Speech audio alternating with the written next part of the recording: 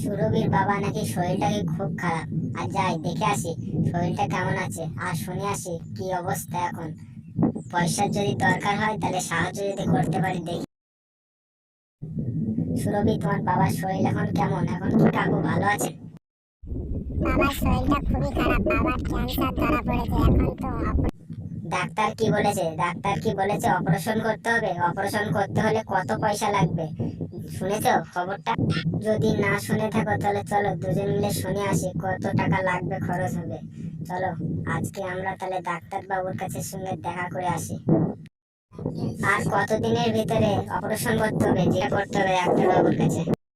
চলো আমরা যাই তাহলে জিজ্ঞাসা করে আসি ডাক্তার বাবুর কাছে এখন। চলো যাই, আমরা তাহলে একসাথেই যাই। হাই বন্ধুরা, আমি দীপঙ্কর মন্ডল।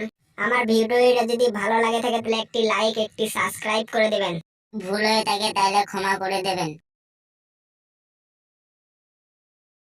আমি যেন আরো ভিডিও করতে পারি সেই জন্য একটি লাইক করে দেবেন আর বন্ধুদের কাছে শেয়ার করে দেবেন।